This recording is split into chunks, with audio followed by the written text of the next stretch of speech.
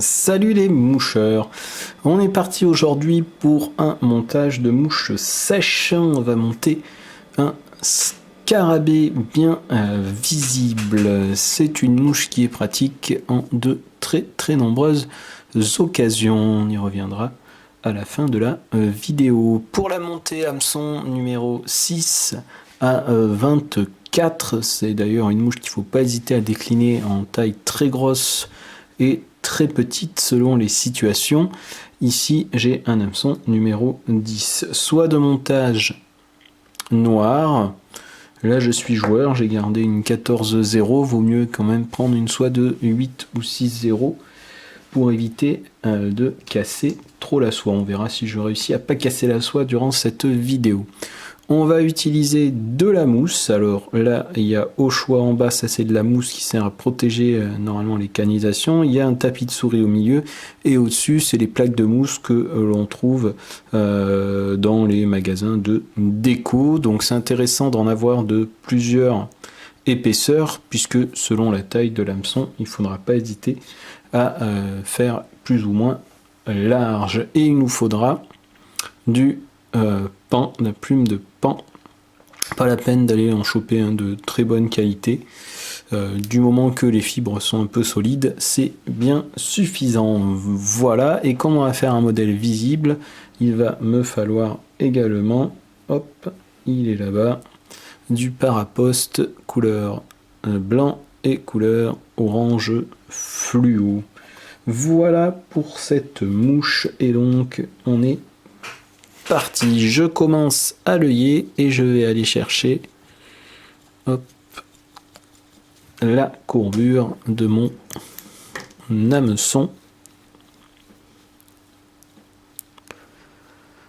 Je vais maintenant découper un petit morceau de mousse que je vais tailler en biseau.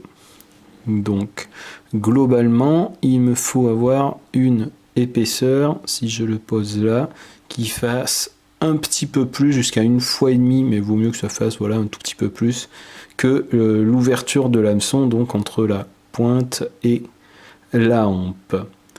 Hop là, et en largeur, là c'est du 10, donc j'ai pris assez large. On va donc prendre ce petit morceau de mousse coupé en biseau et on va le plier en deux comme ça entre les doigts. Je le positionne au niveau de la soie de montage et je vais faire 2 tours un peu serrés. Là, je vais faire glisser, hop, en tirant vers la gauche.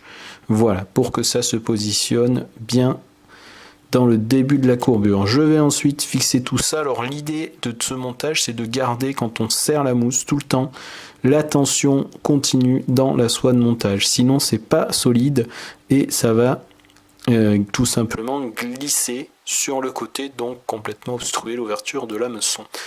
Tac, donc là j'ai bien fixé. Je suis vraiment bien à la courbure et normalement, si je prends mon porte-bobine et que je tire dessus, ça ne bouge pas.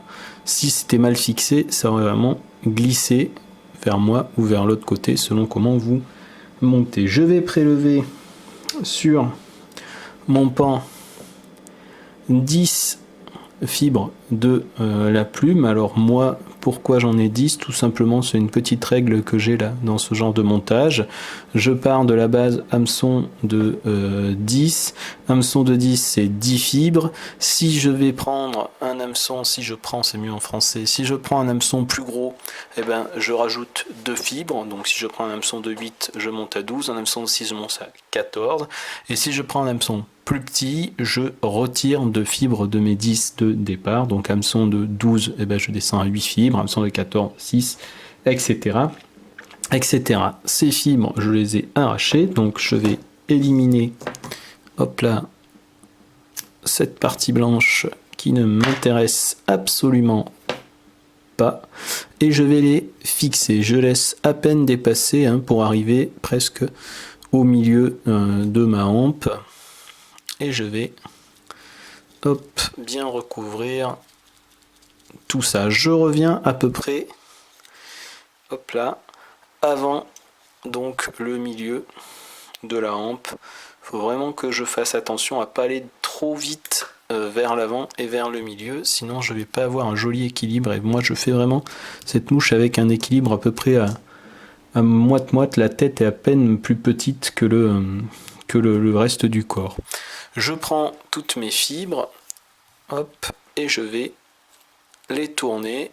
2 du coup ou 3 tours vont suffire pour avoir une belle sous-épaisseur de corps. Et c'est là où c'est intéressant, comme j'en ai mis beaucoup, même si à force de faire des poissons dessus j'en ai quelques-unes qui cassent, ça n'en rendra la mouche que plus attractive.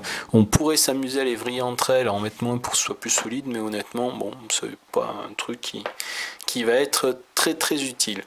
Alors c'est là où maintenant ça se joue un peu avec cette mouche. Je prends ma mousse, je la rabats par dessus, je vais faire un premier tour, pas serré, je vais bien tenir la carapace, et là il va falloir que tout reste en tension, c'est-à-dire que je refais 2 tours où là j'ai vraiment serré bien fort, et je repasse devant, et je fais 2 tours, j'ai pas diminué vraiment là sur mon fil la tension, et je recommence l'opération, 2 tours serrés à bloc, 2 tours serrés à bloc, 2 tours serrés à bloc sur la carapace, et je relève tout, 2 tours serrés à bloc dedans.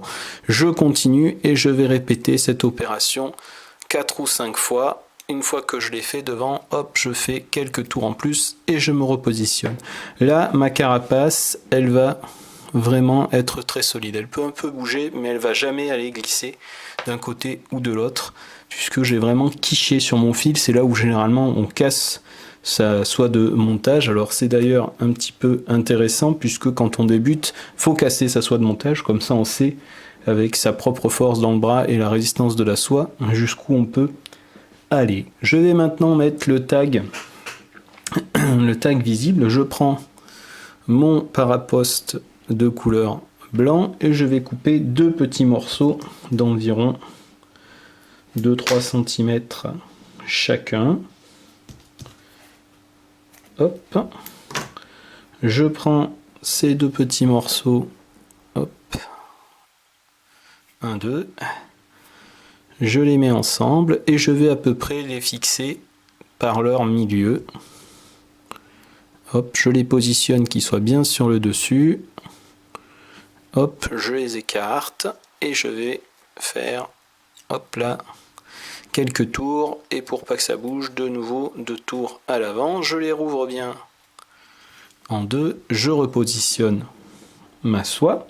Je prends maintenant le paraposte fluo. Moi, je prends de l'orange parce que c'est la couleur quasiment que je vois le mieux sur l'eau. Je recoupe un petit bout qui fait pareil 2-3 cm et je viens le positionner comme ça au milieu et je le fixe de la même façon. Hop, 4 ou 5 tours et 2 tours à l'avant. Et voilà, là j'aurai un vraiment beau tag fluo. Je vais aller presque jusqu'à mon œillet, et je dis bien presque, je garde vraiment un petit millimètre. Je reprends mes plumes, hop, je soulève un peu et je vais faire 2 ou 3 tours en tirant vraiment bien sur mes plumes et en les amenant, voilà, vers la gauche pour essayer d'aller un petit peu dessous. Hop, ça les fait glisser pour aller au maximum sous, entre guillemets, la zone où j'ai tout fixé. Ça permet de camoufler au maximum, hop, la soie de montage. On verra ça tout à l'heure. Voilà, j'ai fait 2-3 tours et maintenant je vais rajouter, j'en ai encore 2-3 tours pour arriver jusqu'à ma soie de montage et créer une petite surépaisseur. Je fixe, hop, ma plume de pan, tac, je vais éliminer l'excédent et je fais un début de tête. Je m'arrête juste contre mon pan et je réitère l'opération en rabattant ma mousse vers l'avant, je la maintiens, un tour, je serre pas encore, voilà, je positionne bien avec mes doigts pour carrer sur le dessus et là je vais faire 2 tours serrés bien à bloc et à nouveau devant, 2 tours serrés bien à bloc et je recommence 1, 2, où je garde cette tension, 1, 2, je garde vraiment la tension. Et on y va, 1, 2, tension, 1, 2, tout en tension, 1, 2, 1, 2, allez un dernier, 1, 2, 1, 2. Je fais 2-3 tours de plus à l'avant et j'ai bien donc ma mouche avec une tête bien grosse, un tout petit peu plus petite que le reste de mon corps et tout est resté vraiment en place sur le dessus. J'ai terminé ma mouche, j'ai plus qu'à faire mon nœud final. Hop. Et ensuite, on va faire un petit peu de ménage. Voilà. Alors, mon ménage, il est simple. Je prends mon ciseau, je vais couper en biais et encore en biais. Touc, on y va. Hop, je coupe donc, clac, en biais. Je fais gaffe à pas encore couper mon dessus là. Je recoupe en biais, ça me forme un petit triangle. Et maintenant, je vais couper une troisième fois en descendant.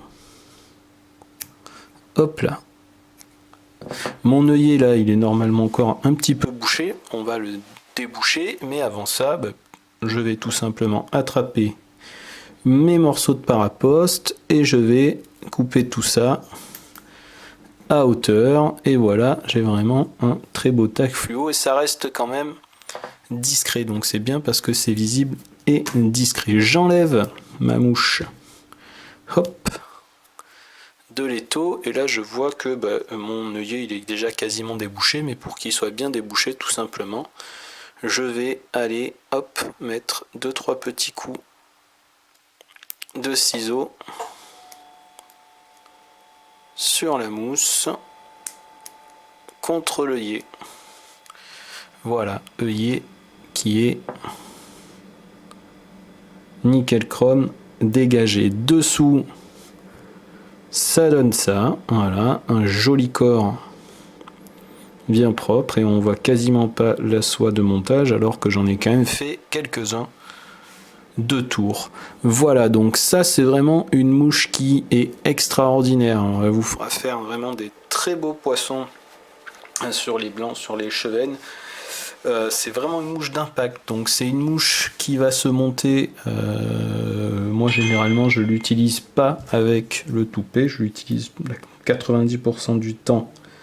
Hop là, comme celle qui va arriver, touc, comme celle-ci, sans toupet du tout.